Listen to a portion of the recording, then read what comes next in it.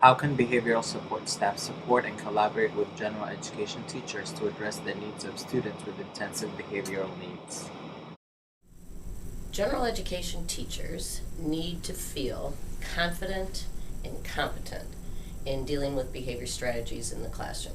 They need to feel that the strategies are transparent, they're clear, there's a lot of clarity, there's not a lot of complicated steps and stages that make them feel like it's going to be not doable in the classroom. So in order to accomplish that, the behavior specialist or consultant needs to be part of an entire system of behavior support, not somebody who's like the expert who pops in to tell the teacher what to do with a specific kid.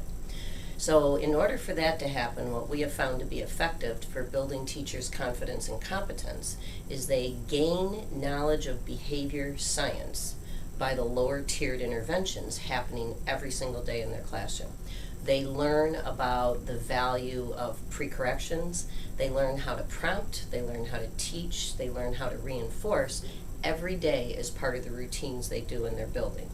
And the behavior specialists, if you will, are part of the culture of the building because they're working with the core curriculum of behavior.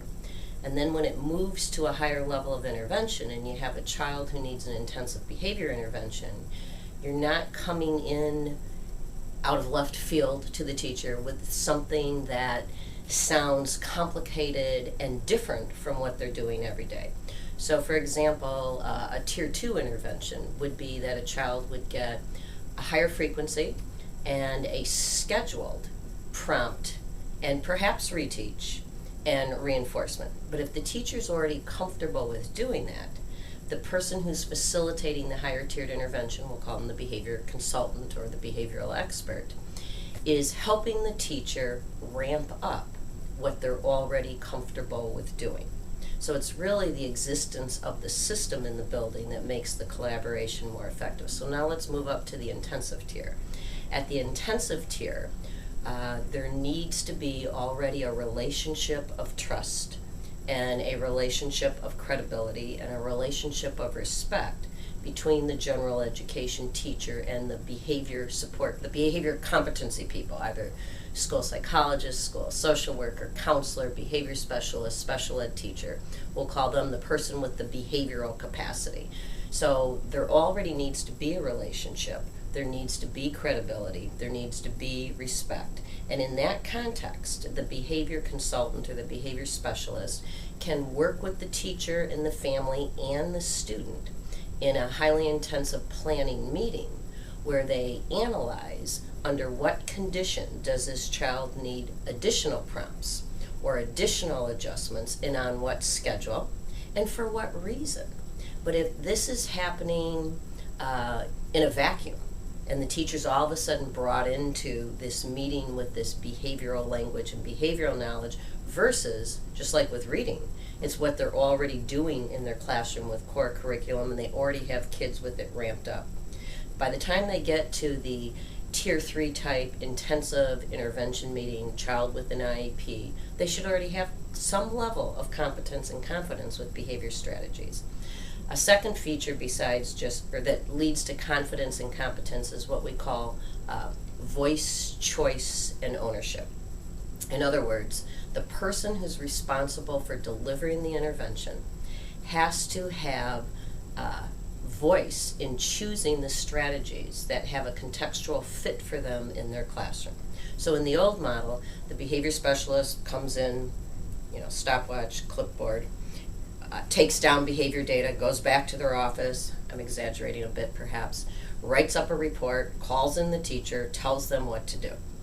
In the model that is more systemic, the behavior consultant or behavior specialist would absolutely take direct observation data, absolutely look at it, but present the data in the meeting in a manner of asking the teacher to be the one to validate what the data means. So in other words, showing the data and asking the teacher, what do you think this means? And doing more questioning than directing, And that way you'll get more contextual fit with your interventions. There isn't only one setting event intervention. There isn't only one way to deliver the instruction. There isn't only one choice with a replacement behavior.